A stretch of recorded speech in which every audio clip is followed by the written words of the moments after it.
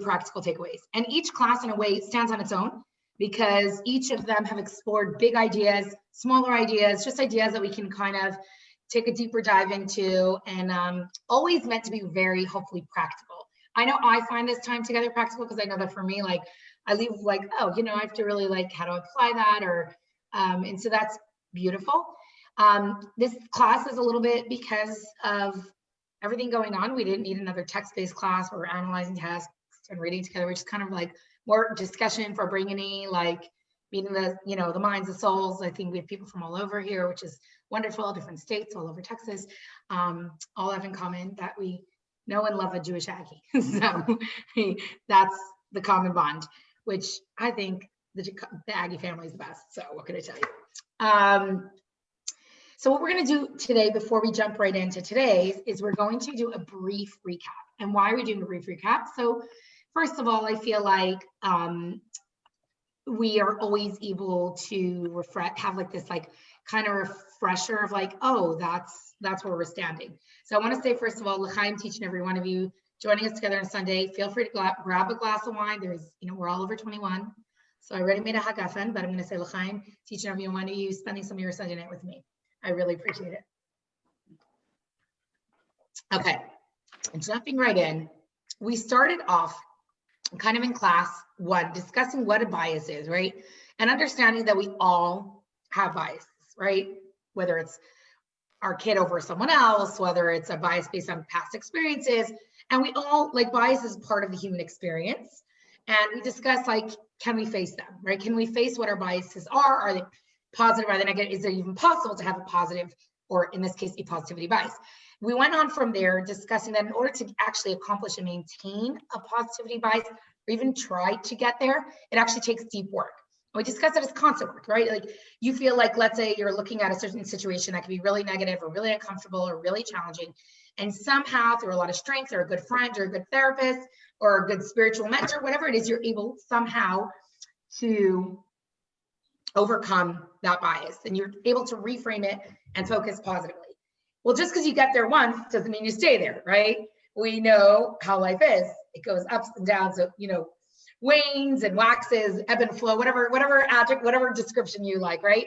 So that's the nature of life. And we understand that to have a positivity bias and maintain a positivity bias, not only is it a choice, but it also requires a lot of deep work. And that's what we started with. And then the second class, that was like all first class, we explored it, we unwrapped it, we took it apart. Second class is, and I know I'm giving the very abridged version because each one was an hour. And each one of those ideas is like, you can unpack for a long time. The next idea we talked about is, are we stuck? And we said that there's actually no such thing as being stuck. And we discussed how, oh, my camera's acting up. That's charming. Sorry. Okay. No, I don't even know what's going on. Do you see what's going on? Whoa, that color was scary. Okay, the next thing we discussed about, quote, being stuck is that stuck is really it's a mindset. And if we get ourselves in a situation, we always have to kind of reframe and see how we can get ourselves out of the situation. We definitely use the famous story of Lord Chief Jonathan Sacks, of blessed memory, how, you know, his life was reshaped by shifting mindset of like not being stuck. And we said, how could that be, right? How could we feel like sometimes we could feel stuck in life? Like I have a situation with a child that I feel like stuck, or it's bigger than me, or it's in over my head, or I'm in a relationship with either a parent or a spouse that feels like I feel stuck. Like we do feel stuck. So what does it mean was we're not stuck? So we discussed through the Jewish lens that Judaism doesn't ever see us as stuck, that whatever emotional, whatever situation we're in, physical, whether it's geographical, whether it's a stage in life that we're in, or a circumstance, whether that happens to us or doesn't happen to us, that there's no such thing as stuck, because we discussed the concept of divine providence. Divine providence means that every single person you meet, the fact that you and I are sitting on this Zoom call together, people you meet in your life, people you engage in, the people you connect with, even the things that are difficult, there's a reason. It's divinely ordained. And we discussed, in essence, some examples, right, of situations where you could really, really feel like disheartened or down or stressed. And if you reframe it, you can see it differently. The very famous example we gave was Shirley Chisholm, which was the first African-American voted into Congress. And she was from Brooklyn, and it was a big feat, and African-American woman, I should say. And, you know, some of the good old boys in Congress decided to make her the head of the agriculture department, and she was very devastated. Here she felt like she was gonna be able to do something for the Black community in New York, and she's taking care of farmers. And she actually got called into the Rebbe's office, and the Rebbe said to her, this is an incredible opportunity. Like, you're down, and you're like, there's hungry babies and there's farmers, make it. And she actually started WIC. And she said that in her retirement, she said, if young moms in New York have food to feed their babies, it's because a wise rabbi in Brooklyn had vision. Meaning she was stuck. She was put in a very uncomfortable situation because she reframed it, right? We said day one in Congress, she met, I forgot who it was. I want to say Dick Cheney, but I think I made that up. Do you remember who it was? Okay, we can find out later. It was a congressman, but do you remember who it was? I said it, but I don't remember. Anyway, she met a congressman who was dealing with farmers. They were discussing how farmers have excess, and she set this program up into running. So how we reframe things and how we can shape our things. And then the next layer we talked about, so this divine providence really streams through everything. And the next layer we talked about is really understanding that all in Judaism, there's a massive paradigm shift that we have, that we look at the world through this lens, that every single thing material can be elevated in spirituality. What does that mean? That means, yes, even grapes, even wine can be holy, right? I can use it to learn Torah. I can use it to share with friends. I can use it for Shabbat. I can use it for a wedding. Everything can be elevated, uplifted. And it's all how we as human beings engage in the material matter. So the places you find yourself, you're not stuck, you're there for a reason. How can you bring light and goodness and godliness and holiness and positivity to that environment? So that was like the wrap of class number 2. Then came class 3, we discussed practically how do we do this? And we discussed there's a concept called an ayin tov, which literally means a good eye. And it's how do you look at situations and see the good in a situation, even if it feels negative. And even further so when someone harms you, damages you, hurts your feelings, stresses you out, weighs you down. And we all know those people. Maybe we've been those people.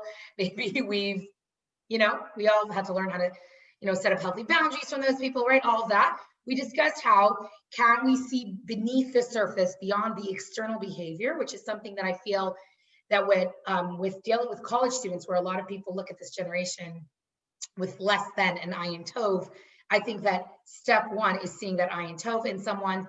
And just on Shabbat, I was reminded of a story. So we had a young Jewish Aggie who, there's no other word to say it, was quite a player and was not living a very strong, proud Jewish Aggie life. I think that's like a very nice description. And I remember he would work in the restaurant scene and roll in for Shabbat at 12:30 or 1, and we'd stay, we'd make sure he had hot food, and he'd make kiddush. And make a long story short, he grew as a young Jew. He ended up, getting a job with another Jewish organization after he graduated. And he grew in his Jewish identity and his Jewish connection. And fascinating is 2 weeks before his wedding, he called Rabbi and I separately, and he said to us something so powerful. He said, I don't know what's going on with my camera. Does anyone notice the color is like off and now the volume's off? We can hear you. You can hear me, but you can't. The view. I'm gonna just put my camera back in for a second. Sorry. Volume is fine. Okay. Yeah. All right. I think my camera has been used a lot for 8 months, and I think maybe the wiring or something. It's definitely getting worn out. Okay. I look a little orange. There you go. Look like from a different school. Okay. So he called Rabbi 2 weeks before the wedding, and he said, I don't think I could ever forget. And I don't think I can ever forget or ever express how much I appreciate the fact that Rabbi, you and Manya believed in me when I didn't know there was something to believe in. And where he was already, everyone thought he was a bad boy, or he was a, no good Nick, or he was whatever it was. And maybe the behavior was there. We would always say, like, we knew there was an neshama, there's a pure soul, there's this potential, and this child just doesn't know it's there. And so when we can see an ayin tov, when we can look with a good eye at someone else, we literally could save a life, right? We literally can, you never know how that can play out. And we said that is not just on a big level when we look at others, even a nudnik who drives us crazy. It also has to start within. We have to start seeing ourselves with a good eye. And that's hard to do. We all know that, right? I do this activity all the time. I tell the students, give me a list of 3 things you're really good at. You're really personality traits, things you're really good at. And they like this, No one wants to speak. And I say, okay, now tell me 3 things you're working on improving or you need to improve. And like, suddenly they are ready. They know what they need to improve. They're there. So the same thing with the Ayin Tov is like kind of looking within and saying, well, like, we're all created in the image of God. We're all created with this godly divine soul. We're all holy. We're all good. And can I see the good in someone else? Can I see it in myself? We talked about the micro, the macro. And then we said, the other aspect we mentioned is that the way we can look at a flaw, and we used the founder of Chabad philosophy, the Alter Rebbe's perspective, that the word chisaron means chaser, means something is missing. What does that mean? A chisaron means, Menuch, not here, please. It means that when we look at a flaw that someone has, yes, it's a flaw, but actually the word chaser, and that's how people would translate, means missing. That means it's an unmet need that something was missing. And therefore, when we understand, we peel beneath the surface, we find what we can give to that person. And maybe we're not the ones to solve it. Maybe we need distance. And obviously every relationship needs to be assessed with a good friend, mentor, therapist, whatever, if it's toxic. But can we train ourselves? And we said, which is why we start our day before our prayers, before we talk with ourselves, before we communicate with God, all that, we make this declaration. And this declaration is, that I take upon myself this positive command to love my fellow like I love myself. And we said, how is that even possible? Is that even a realistic demand? And here we find actually throughout history, all the different Jewish philosophers and Jewish thinkers and Jewish rabbis and spiritualists had many different ways of defining this, right? We know the very famous story of Hillel and Shammai, where Hillel said, that which is hateful to you, don't do it to someone else, and to your friend. The rest, that's the fundamental basic of Judaism. The rest is commentary. We know Shammai said, get out of here to the guy. I can't tell you Judaism on 1 foot. So we talk about that Talmudic story. And then if you move forward throughout Jewish history, in essence, this command, this mitzvah that we say before in the beginning of prayer is something that many of the philosophers have an opinion. Nachmanides says that's an impossible feat. You can't ever love someone as you'd love yourself. We said, what does that mean? That means to be a little more forgiving, to let go a little bit, to really see it through someone else's perspective, just like we want ourselves to be seen through that perspective. So that is in a nutshell where we've gone so far. Now let's jump into today's situation. And we're going to really explore, like with all that we've said and done, is this even really, like, how helpful is this idea, right? How helpful is this idea, this notion of really seeing things this way, okay? And I'll open up with a story because this whole structure of this course has been a little bit different. We've been doing a lot of different stories and a lot of different sayings and a lot of different ideas. And it's a story of, if anyone knows, the Chabad in the Valley of California is quite a robust network of Chabad houses and couples. But in 1973, the Rabbi Josh Gordon was asked, him and his wife, to go to the Valley and open the first Chabad house. And then he got a blessing shortly thereafter. And it was a blessing in honor of the Rebbe's 70th birthday. A lot of people, I tell students birthday, day, week, month, year, like birthday is a big deal.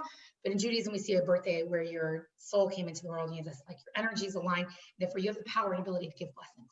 And so in the Rebbe's 70th birthday, he sent this blessing to Rabbi Josh Gordon. And he said to make decisions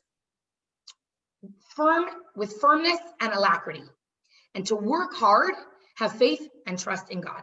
Okay, so firmness, we understand. Okay, so you have a decision to make. We all come to the crossroads. There's a lot of decisions we need to make. So first of all, firmness, like whatever you do, it should be with firmness. But this idea of alacrity, right? So alacrity is like this brisk, determination, this positivity. What was the Rebbe really telling him? This realness with this zest, with charisma, like you're going to come to conflict, make it, and then not just work on it.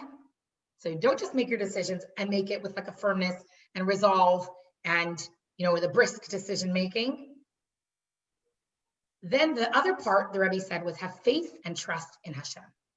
So what's the difference between faith in God and trust in God? And we're going to kind of peel that away a little bit, because I know this is a very loaded statement, right? Have faith and trust in God. What is the difference between the two? Why can't I just do one? What if I'm struggling with those two, right? Anyway, but Josh Gordon goes on to write this interesting situation. He says that basically he understood that the Rebbe was saying, be optimistic, think positive, have confidence and be fearless, work hard. And he always felt like that was his mindset in handling situations. So one day they had a very serious challenge, him and his wife, and very intense dynamics that they had to try.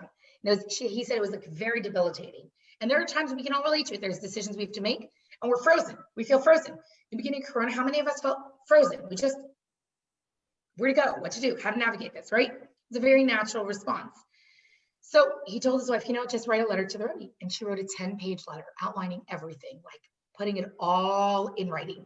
And actually the address that aside from the White House, the address that got the most mail in the United States was 770 World Headquarters, Chabad World Headquarters, because thousands of letters would come into the Rebbe from all over the world.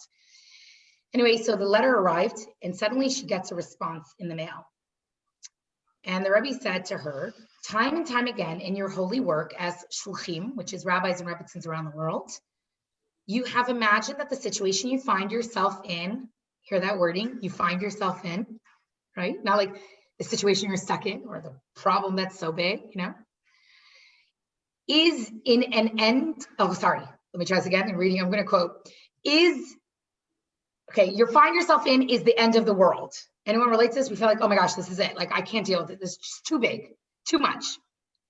But then you saw how the situation flipped over and became visible and revealed good. You must, in this case and all cases, follow a command of the Tzemach Tzedek, which I'll explain what that means, to think good and it will be good, which is a very famous line in Yiddish, tracht gut wird sein gut. It's actually, if you noticed, our t-shirts this year, that actually was the theme of our t-shirts. Think good and it will be good. Tracht gut wird sein gut. So first of all, who was the Tzemach Tzedek? He was the third Chabad Rebbe. And what does that mean, a command? He commanded his Chassidim to have this mindset of think good and it will be good. So it's very interesting. Obviously, you and I can all imagine circumstances where we've had rough times. We can't see it being better, or we can't. Have anyone relates to a situation where you feel like, this can't get good. There's nothing good about the situation. Yeah, I see some nodding heads. So some of you relate, because I certainly understand how that's been the case. And then we're, let's say, anxious or nervous or stressed, and then something kind of like falls into place and it works out. And then you have like all this emotional energy that you're like, wait, was that worth it? Like, I invested so much intention and emotional energy in this. I actually remember when Liebel was born, he was born and he failed both hearing tests in the hospital, like straight up. And I remember those days, 15 years ago, he had to get retested at 6 weeks. And I remember during those 6 weeks, we had this baby with us that may or may not have been deaf. And I remember my friend saying, like, why are you not crying? Like, how are you sleeping? Like, almost like, what's wrong with you? Like, are you not worried? And I remember really saying, like, if God chose us to be parents of a child who's deaf, then we'll learn sign language. We'll send him to the schools he needs. Like, we'll do what we need to do. But I'm not going to spend the next 6 weeks worrying unnecessarily. Now, when I think he's deaf, it's just because he's 15 and ignoring me, because he's not, right? Liebel has quite a mouth and plays music beautifully, and, he's not deaf. What ended up being, he actually was in the birthing canal for too short. So that's why, apparently that's a thing. I didn't know that was a thing, but came out really quickly. So there was not enough time to compress the extra fluid that was pretty deep into his ears. Apparently that's a possibility. What's the point? The point is that sometimes we can be so anxious, worried, stressed out about a situation. And in a way, it can affect our health. And all of us can relate to this, right? We all know stress and anxiety, not the best for our health, right? Doesn't help us to, really weigh us down. So anyone want to think of what they were worrying about a year ago today? This time, we're not talking about January, February. A year ago now in like November. Does anyone want to share something worrying about in November last year? Everyone's going to get shy now. Come on. It's very safe. I guess my mother was not well, so she'd just been given a diagnosis. Right. I remember. Oh, that's very heavy. But never imagined, and then never imagined that it would only get, worse with COVID and all this. So had no idea what was a few months ahead. Right. We all thought like last November's worries were the biggest worries. We didn't realize what was coming, right? Right. Yeah. Anyone else want to share? Anything they were worrying about? I asked the students this question. I said, guys, what were you worrying about a year ago? It was the cutest discussion. One student's like, I was worried, will I even get into college? And I'm like, now you're in college and you're fine, see?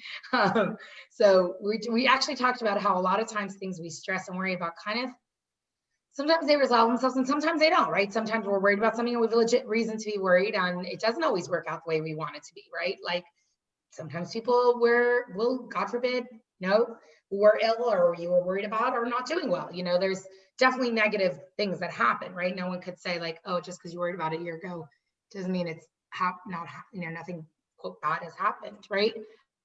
Anyone else want to share a time where they maybe were worried about something and it felt like so all consuming and then they're like, but how about this? How about when your kid is like, will they ever crawl? Will they ever walk? Or you're like so worried about certain developmental milestones and you're like looking back and like kind of laughing. You're like, does anyone feel that way? Or you're like a new mom who's worrying about those things and you're like, oh, you're fine. Your kid's fine. Like they'll be fine. Soon they'll be running. You're fine. Anyone ever feel that way?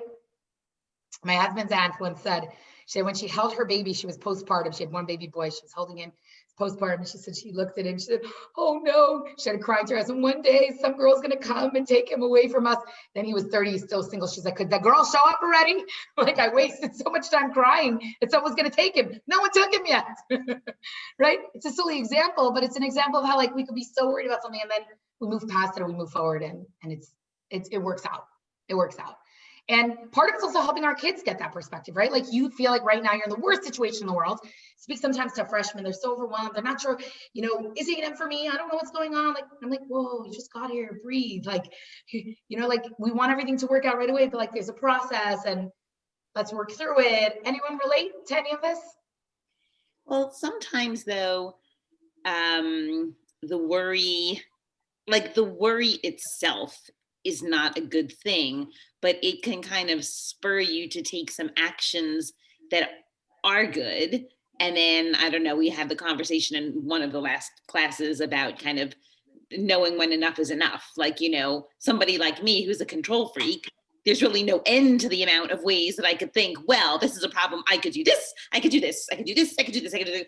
And sometimes I need someone to like reel me in and say, well, actually you can, but don't. So Allison, the answer of firmness and alacrity and work hard and have faith and trust is like really a good slaying for you.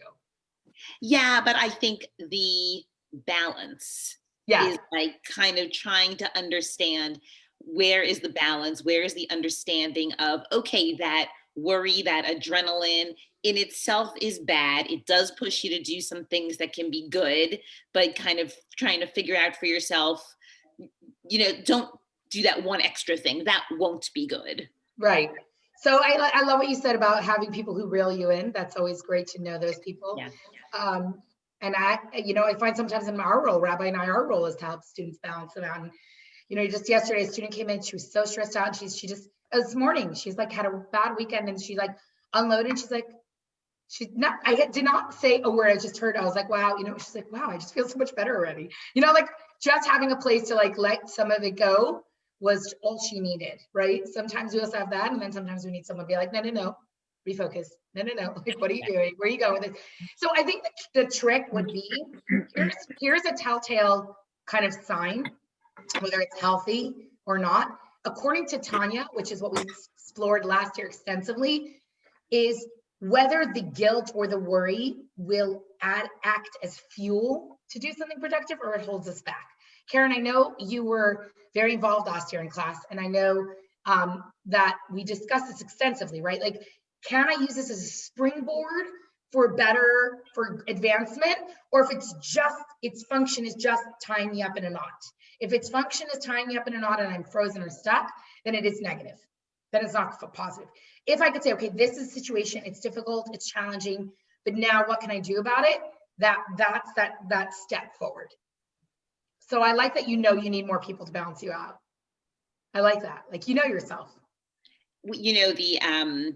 I don't know the origin of the like the Alcoholics Anonymous type of thing, for God to grant us the strength to know. And I'm completely blanking. I'm sure someone here knows it much better than I do, but kind of the strength to know what I can change and the grace to accept what I can't and that sort of thing. Like, you don't have to be in a 12-step program to find that statement and that saying really meaningful and inspiring, to understand what's completely out of my control and I just got to let it go and hope for the best, and what I can control and how much I can do that's like within my power. I feel like as parents with adult children, that lesson is like probably like one of the most fundamental ones. Like, where can I control and where can I have to let go? Just let go. It's not mine to do.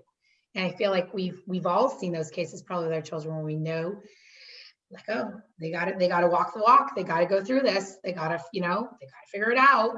And you like want to be there. You don't want to overpower. It's a delicate balance. And it's one that, like we said, we got to work on. So what I want to share with you though, going back to this concept of the trach good, fit good, the think good and it will be good. Why would the Lubavitcher Rebbe of 250 years ago make this a mantra that became so fundamental that if you ask a Chabad chassid, we always talk to a Chabad chassid is not just a guy with a black hat and a beard and a woman with a wig. Is a deep, and we spent the whole last year exploring the fundamental philosophy behind it. It's a deep work of becoming a healthier version of yourself, in essence, where your light can shine in this world, where your godly potential can you get beyond yourself and you can grow as a person, right? We've discussed a lot of philosophical ideas, and a lot of these are like ones that the whole world can benefit from, right? We've discussed extensively in the past. So this is like one of the pillars of Chabad philosophy. Think good and it will be good. So it actually goes back to a story that was told about the Tzemach Tzedek, the third Chabad Rebbe, that basically one of his Chassidim had a son who was pretty ill, and it was not going well. It wasn't going well. And thank you, Sarah. Sarah sent us the quote in the chat box. It's always good to have someone who knows these things. Anyway, he gets there and he takes this long journey, horse and buggy, cold winters, leaves the family to go to get a blessing because he needs now spiritual intervention. Like, the medical intervention is not enough. And he went to he took this difficult trek, went to the Rebbe, and he said to the Rebbe, he laid out everything, what was going on. And the Tzemach Tzedek responded to him, trach gut fit sein good, think good and it will be good. So this chassid took this to heart, and an entire journey back, he shifted in his entire homeward, journey. He shifted his mindset to strengthen his faith in God and really visualize a positive outcome. Okay, that's really high level. And what does that even do? And when he gets home, he's shocked and he actually sees that his son is completely healed. So what happened? Because it's like some magic fairy tale. Is it some story Chassidim tell around, when they're sitting around some vodka and like, yay, my rabbi's a greater rabbi than your rabbi. Is there power to positive mindfulness? Is there a power to thinking positively? And we know there's so much out there in science and psychology about people who are ill and the difference between a positive mindset and a negative mindset and how that adds to healing. And we know it. I could tell you in a second, when I'm stressed and anxious, my jaw locks up, my neck, we all have our krechts and our kvetch and we all have our stuff. For me, I know where my stress plays out in my body. It's like, I'm so aware of it. You're anxious, your stomach's going to get loose. Like, we all know. I mean, ask yourself how your body reacts. So we know our bodies for sure can react to negativity, but our bodies can react to positivity. What is it that happens? Because obviously we all know positive thinking is trendy, and it's go out there, find books, TED Talks, podcasts about the power of positivity. The self-help books are full of this, right? And yet here's this rabbi 250 years ago in White Russia, and the story got passed down for 250 years to the degree that this sentence, this slogan, has become on billboards, on t-shirts, on posters, on bracelets, and every Chabad chassid will know this. They'll tell you, think good and it will be good. What, are we delusional? We don't have families that get sick. We don't have crisis. We don't have challenges. What does it do? Is it naive? Is it dangerous? Does anyone want to jump in on this?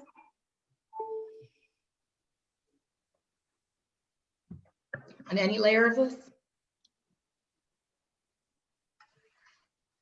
You could be honest, doesn't scare me. Well, I want to jump ahead to whatever's going to be in this or next or class after that, which is like the tools to do it. how to do it. Yeah. So I think by the end, we're going to have, of this class, we'll have one big one, a really big one. I'm going to say it's easy, but it's really not easy. It's Kabbalistic and it's powerful, but it's big. And it's yeah. Anyone one of those share so far what they thought? How do you get there? How do you think good and it will be good? Is anyone want to debate with me whether you think that's even healthy? Nomi, jump in. Yes, well, I just want to say that I think because it's true, is that why it's been years working? Because as you say, we're stressed, our body feel it, and we're going to feel bad. And as you say, the same way you feel stressed, if you feel good and if you think positive, your body will feel better and you will be in a better mood or in a better situation to pass that difficulty or that trouble or that problem. And it's not like everything is going to be okay, but if you have the right attitude, it's going to be better, because at the end, something has, as we saw the last class, something has a purpose. And if you know that that has a purpose, you don't have to think bad. I mean, it's something that is going to help you. So that's why I think that it's a true sentence, it's a true thing to live. Yeah. I mean, does anyone feel like when you feel drudgery and burden to do something, when you feel like energy and positivity towards something, it can be the same situation, you look at it in two different ways and it's a different experience. Right. Can anyone share a time in their life where like they first saw something as one way and then they saw it differently and then it just changed? Well, while we're thinking about that, one of the things that you had talked about at one of the, I think it was the last week or maybe the week before, when you said it's like not the experiences that shape us, it's the meaning we give to those experiences. And it's totally that way, because sometimes even if there's some kind of situation that's like a crisis, you know, sometimes that's the opportunity to change something. And if you didn't have that crisis, you wouldn't have changed. It had to get to that point in order to make a change. Yeah, I think we could all relate to it, to something where something's like, it's now not ignorable, right? We got to change this. Right. Motivates us to action. Yeah. Yeah. But that happens sometimes in relationships. Like, this is so bad, we need help. Right? Or when a child's like waving a red flag saying, well, I need help. And sometimes we don't notice because we're busy, and then like they act out in a way. And that can happen from 2-year-old biting to a 20-year-old, I don't know, deciding to do whack. I don't know. You know, they all act out in different ways. We don't have to go there. We all understand what that looks like. If you've raised a child, you know what this looks like. And I think all of us in this call are either knee deep or have been knee deep in dealing with that. But I agree with you, you know, that sometimes we have to like, we can ignore something or not deal with it, and then it comes up to head and we got to deal with this. So I agree with you on that as well. So here though is an interesting idea. Can just being positive be dangerous? Like, what about the idea that I can have all this like unrealistic expectations, or if something doesn't work out the way I wanted, I'll blame myself, or I'll be sad that it didn't work out the way I thought it would be. Like, what if that guy got home and his son did pass away? Like, you know, is it almost like foolish or naive to like have this trach good, fit, sign good, think good, and it will be good? Is it just trendy? Because that's, well, I guess what I'm saying is it's been trending for 250 years amongst us Chabad Hasidim. So we weren't like, you know, trendsetters with our black hats, but we were trendsetters in other ways, I guess. Any other thoughts? Any other like takes on this that anyone want to jump in before we move forward? Well, maybe there's some sort of way to moderate the positivity with some degree of realism, so that, yeah, so that like be that positive person and think of the best way you can look at something, but don't kind of miss the opportunity to do something that could be helpful in the situation. Like, right. If your kid gets sick, you're not going to just say, I know he'll get better. You're actually going to find a Definitely. doctor, and you're going to go to another city and find that doctor. And you're going to talk to a friend who had a kid with this thing and say, what doctor did you do? What treatment did you do? You're not going to just sort of wait for everything to materialize. Right. And we all know, actually, we've discussed this extensively, how, remember we discussed in the class where we said it takes work, that how we have to roll up our sleeves, and that really growth happens within that work, and how God actually kind of expects us. He doesn't, there's a very famous line we say, Ein somchin ala nes, we don't rely on miracles, right? Remember the story we said about the guy who, there's a flooding, he said, God will provide, the helicopter, the plane, the newspaper, the TV, and then he's on his roof, and the helicopter, and he says, God will save me. And then God's like, I sent the helicopter, I sent the plane, I sent the train, sent the news reporter, like, hello, you got to do something, guys. So I agree with you that we need some skin in the game, and we need to work on it.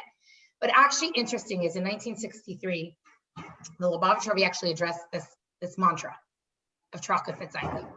And he said, and he really, if you learn any of the Rebbe's talks, he really, really challenges things from a deep philosophical, like he pulls it apart, asks all these questions, and then ties it back together and reframes it.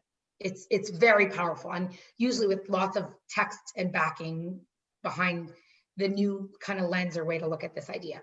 So the Rebbe basically goes and says, like, is this, like, philosophically, how do we stand with this? And like, what about spiritually? Like, what does this mean spiritually? Because it's a magic wand. And the Rebbe even goes on to kind of further question. He said, like, what basis could we have such a mantra? Like, we do believe in cause and effect. It's a very fundamental principle of how God created the universe, cause and effect. We even believe in reward and punishment. It's a fundamental principle in Judaic philosophy, right? Cause and effect. And the Rebbe says, and what if you're undeserving of, like, let's say you're undeserving of divine grace? Like, I don't know, that's a possibility, right? And how could we go kind of so blindly with this idea? So the Rebbe goes on to kind of reframe it, and I want to read for you the exact language, and then we'll break it down. And this is a really, really big idea, and then we have to figure out how to apply it.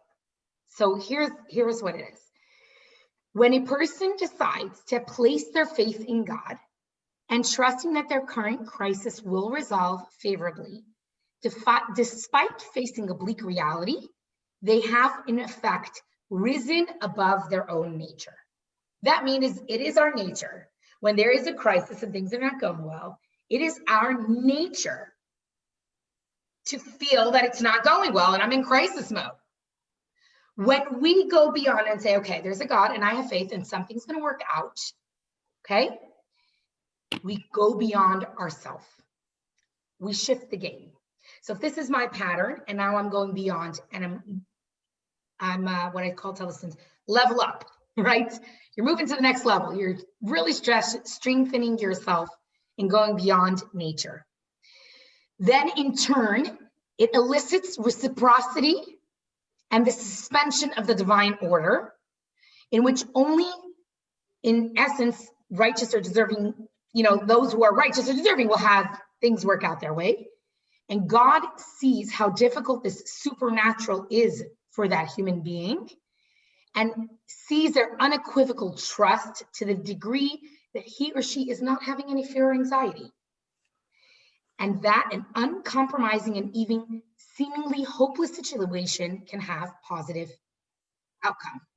Therefore, as a result, and even as a reward for the extraordinary act of thinking good, God deems the one who placed his trust in him, who may be undeserving, an extra measure of divine generosity and assistance. So let's explain. Hold on a second, because my power plug is not connected and I'm starting to dim out. I'm really doing well with tech tonight, ladies. Hold on.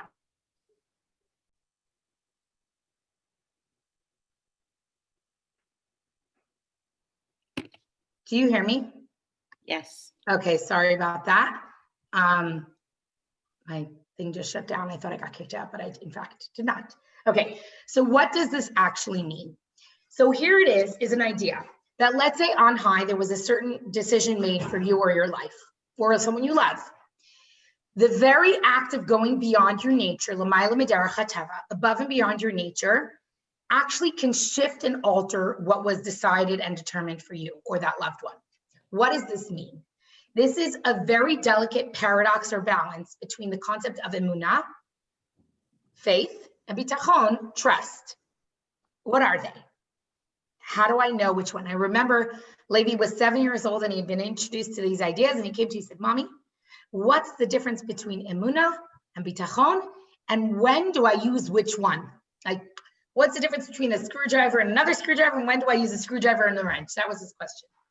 And I remember really trying to think, how do I explain that to him? And I think I came up with an analogy that kind of worked for him, but it works for me, I think, even more. What's the idea? We refer to ourselves, and we're often characterized, and there's a very famous song in Israel, every single person knows this. Anachnu maminim b'nei maminim. We're the believers, the sons of believers. What does that mean? It means inherently there's a genetic identity of a believer within us. What do you mean? I'm an atheist, I'm agnostic, don't tell. You're genetically believers, the son of believers. So we come from. Genetically, we're hardwired a certain way. Okay, so we don't know how to tap into it. Okay, so there's other layers of doubt or questioning that block us. Fine. But in your heart and soul, you're a believer, the son of a believer. Emunah, you have it. It's like I have this arm muscle, yeah? It's here. Now, how strong it is, how developed it is, how much it can help me carry the weight of whatever I'm lifting, depends on how I develop that muscle. The act or the verb of having faith, trusting God, even when something's not going well, or I would say especially when something's not going well, actually creates a shift of whatever was coming down on high from us. That means, let's say Rosh Hashanah, our decisions are made for the year. Yeah? Yom Kippur, decisions are made for the year for us. Would we say it's over, it's done with? And actually we know it describes how Rebecca prayed when she was, all of our matriarchs, when they were struggling with infertility, and how Rachel prayed. Rachel originally wasn't going to have children, and she altered her destiny. My kids, oh my goodness. This is the day of bad tech, I'm just saying. Hold on one second. My son is logged in on the Zoom app, and his friends keep calling in. So I don't know why he's logged in on the Zoom app on my computer, but I don't know, do any of you have these things going on? It's kind of, or no little kids around, so no.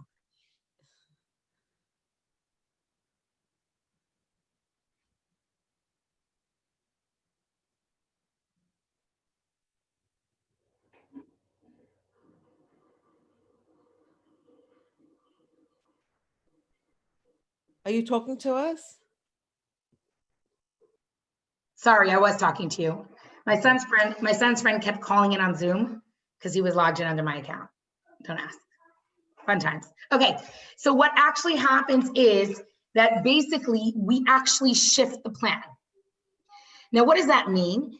That it actually can change the reality, that the positive thinking, which psychologists would say how healthy that is, and doctors will say how necessary ingredient that is in healing, right? Well, Kabbalah will actually say the reason it's a key ingredient is it actually can alter that which was assigned for you and open a pipeline with a different mindset or perspective. You and I, we're engaging in a situation, we see it seems challenging or struggle. Have you ever seen a situation where you see a kid struggling and you really see it in the negative light because there's really are struggling, but then you shift the way you see it and you present it differently to the child, and suddenly the child can meet you where you're at. Did you ever have that kind of situation where you're tempted to frame things in a negative way because you see a negative behavior or a negative pattern or a negative decision making that your child's about to make?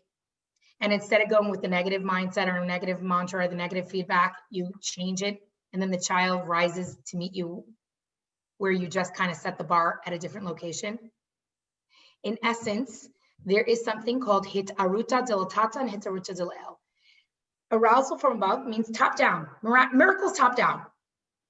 Like example, the miracles of Passover were top down miracles. The miracle of Hanukkah, top down. Oil lasted 8 days, a victory that was top down.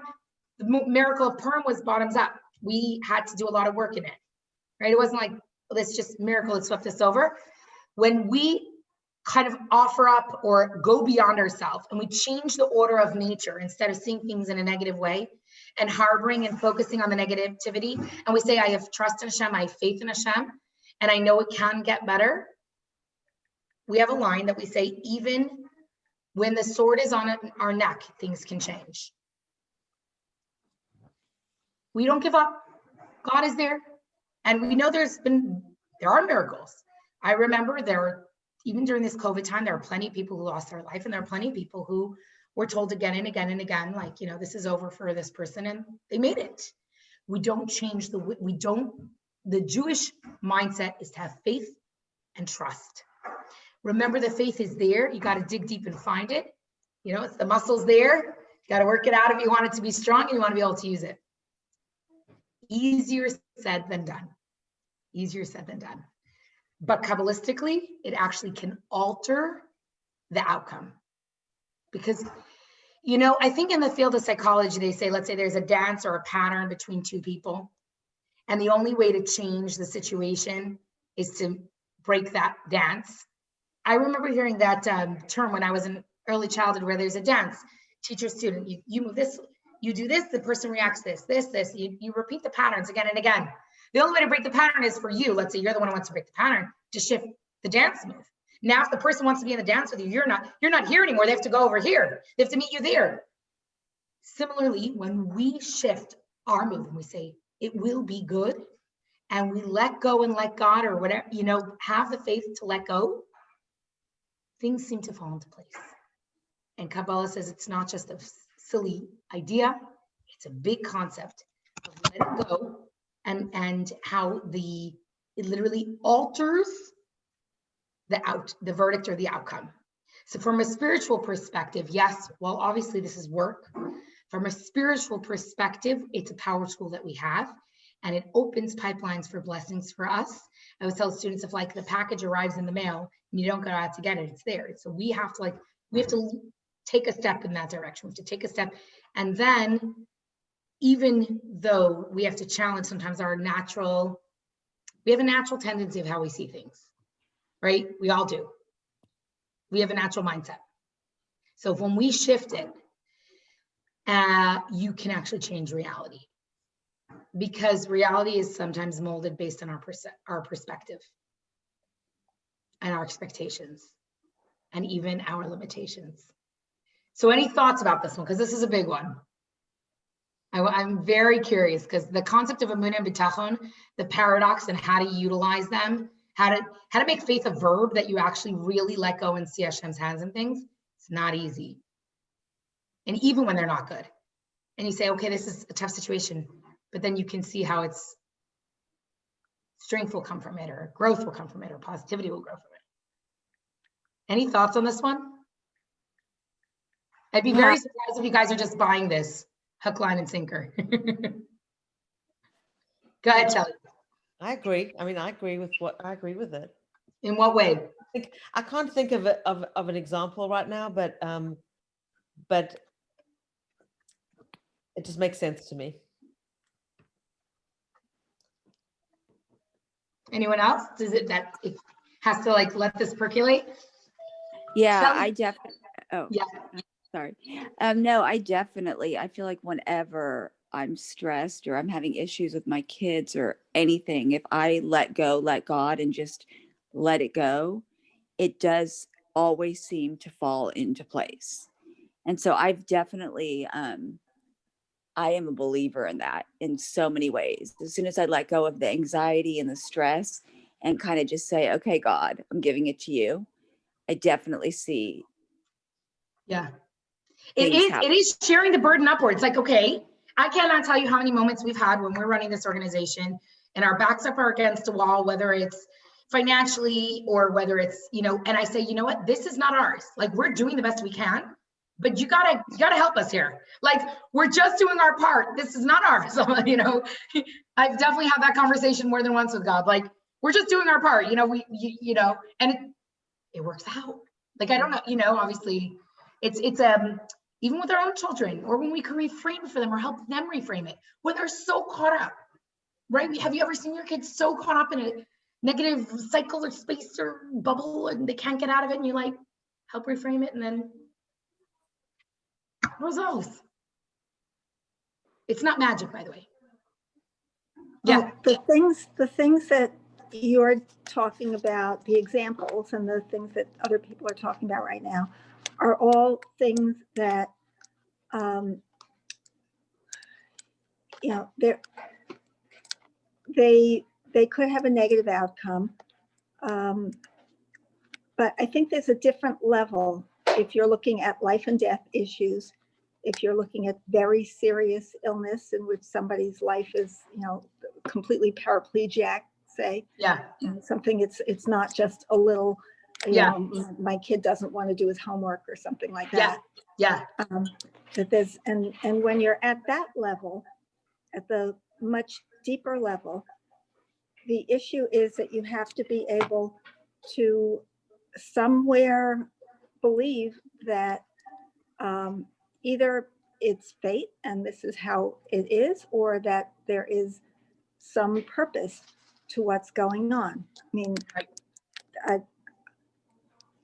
it's very hard to imagine that it would make sense for someone to like pray to God, you know, I haven't done anything my whole life, but I really don't want to die right now. So save me. Yeah, I think it's interesting that you're saying that. I don't think it's like a wink, wink, God. I'm going to pretend. I just put something in the chat and I'll explain. Wink, wink, God. Like I'll pretend like I believe and then let's see. But it's can I I'll give you a really interesting example. This is a true story. I just shared it with the students today. I had a situation years ago where my son's kindergarten teacher was diagnosed with stage 4 throat cancer. It was bad. They're going to have to take out his vocal cords. And I remember bumping into her in the hallway and I said to her, like, what can I do? And she said, you know, I heard Kabbalistically that the mikvah waters, the mitzvah of mikvah, literally can save lives. I heard Kabbalistically that just like water is a rebirth, it can save lives. And my mother and my mother-in-law never went to mikvah. So I right away said to her, look, you know, maybe if you understand, if you present to them, like, look, I get that as a daughter or a daughter-in-law, you're in your 80s and this is not the most conventional request, a conventional ask. And maybe if you present it that way, and maybe if you kind of understand where they're coming from, they've never gone to mikvah in their life. And now all of a sudden you want them because their son is like, maybe if you present it that way, they'll see it differently. She looks at me, she's like, great, so you'll teach them? Ladies, I froze. I felt thoroughly inadequate to teach the laws of mikvah to an 85-year-old. I felt to 2 women who had either chosen or not chosen all their adult life to use a mikvah. I started to hem and haw, and I said, yeah, I don't live here. Maybe my sister-in-law, I teach college students, every excuse in the book. And she just looks at me like this and she says, Anya, you asked what you could do. This is what you could do. And I was like, what am I going to say? I thought, can I help you? Can I bring you brownies? Can I drive you to the hospital? Can I say a prayer? Can I teach 2 80-year-olds about mikvah? It wasn't even in my radar. Okay, fine. I say, no problem. She says, next Tuesday? I say, yeah, next Tuesday. Next Monday, she calls me. She said, a few more ladies are coming. No problem. I said, no problem. No, the next day, she says, a few more ladies want to come. I said, no problem. Sure. Whoever wants. Once I'm doing it, that's fine. She says to me, Tuesday, she calls me. She says, there's a group of about 25 or 30 ranging from 16 to 85. I'm telling you, I was like, it doesn't take a lot for my kishkas to be up here. My kishkas were up here. I was so thoroughly uncomfortable. I remember going in there saying, God, this is literally for you. Like, I'm telling you, like, if there's ever a moment I'm doing this for you, this is it. Okay.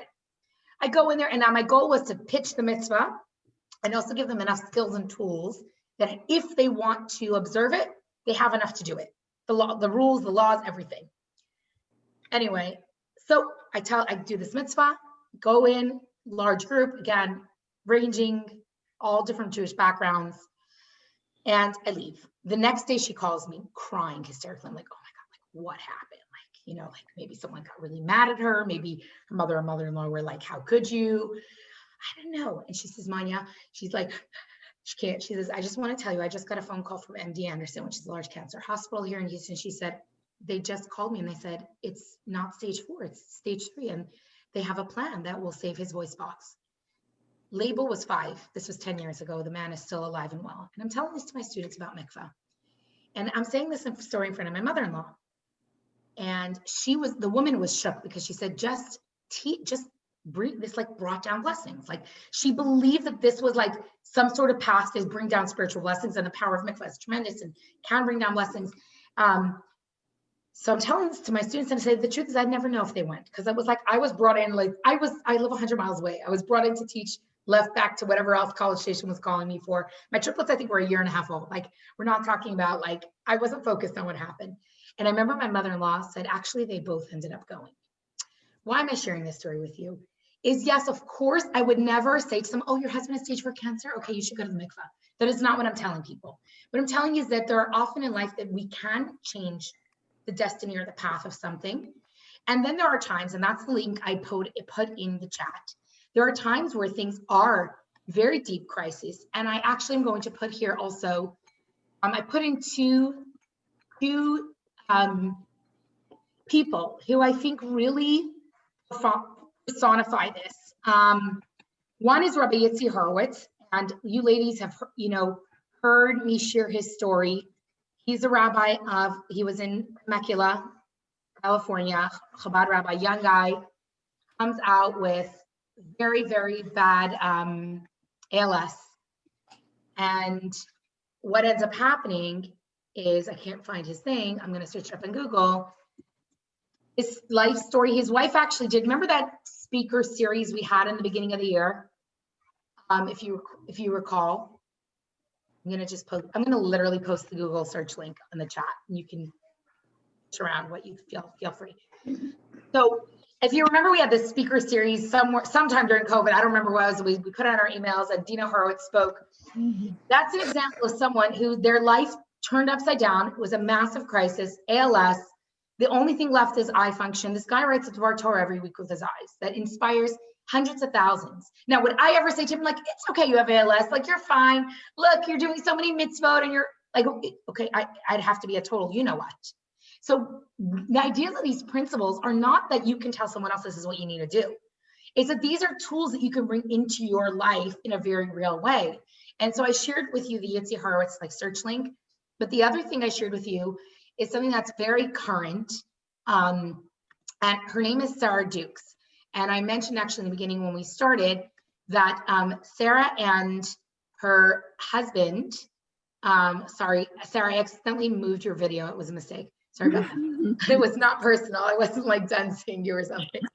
Sorry about that. I clicked the wrong button. Her husband was in his 30s, got really bad COVID, got intubated really too soon. They had 6 kids, and insane story. Her story is documented on her Facebook, and I shared it with you. It's public, you can see it. She's actually an award-winning composer, beautiful music, mom of 6. I think she's a psychologist or social worker.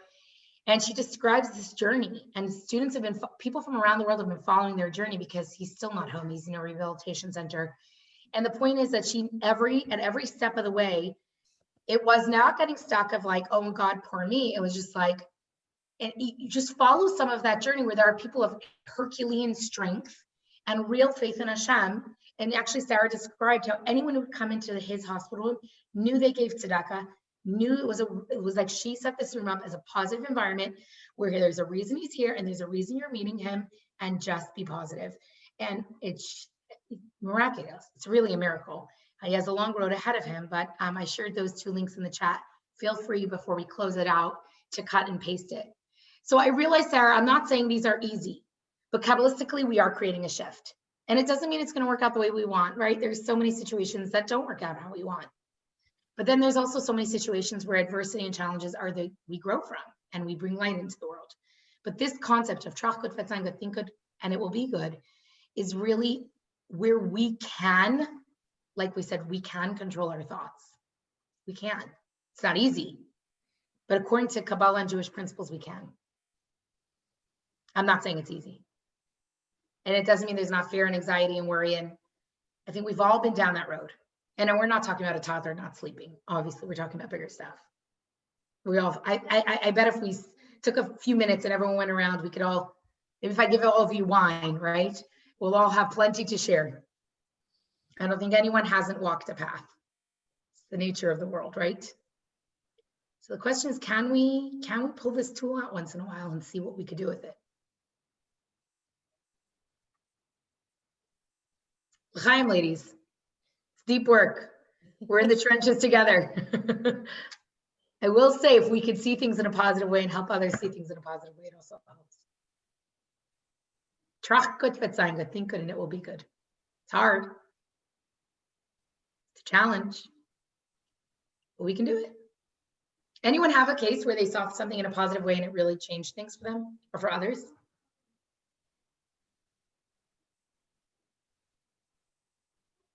That's our homework for this week.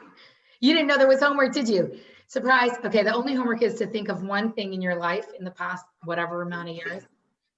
We don't have to give away our age, but where we were able to reframe things and see it in a positive light, and we saw it, then it shift. Anyone up for that? For that challenge? Is that a no? That you're all getting a bottle of rosé at your door for next week. It's gonna be prerequisite. L'chaim, ladies. To life, to goodness, to nachas from our children, to health for those we love, for ourselves, for our mental health, for our clarity, for alacrity, positivity, a lot of things.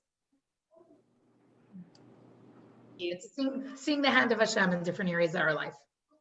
And I'm curious by next week if anyone is able to share something where they were like, oh yeah, that's a moment in my life that reframing it, I saw it differently. I bet we have examples.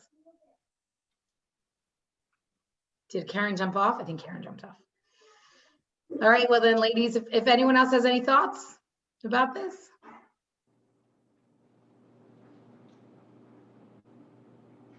I guess I just wanted to clarify that what I'm thinking is that if it doesn't turn out the way that you had hoped, you have to have a faith that there's some bigger reason for that. Yes, yes, absolutely. And that's where that faith or trust goes like to the next level, where we got to tap into a deeper reservoir. And it doesn't mean it's easy, but we strengthen that muscle, the muscle of resilience, the muscle of faith, the muscle of trust. We strengthen ourselves. Mm-hmm.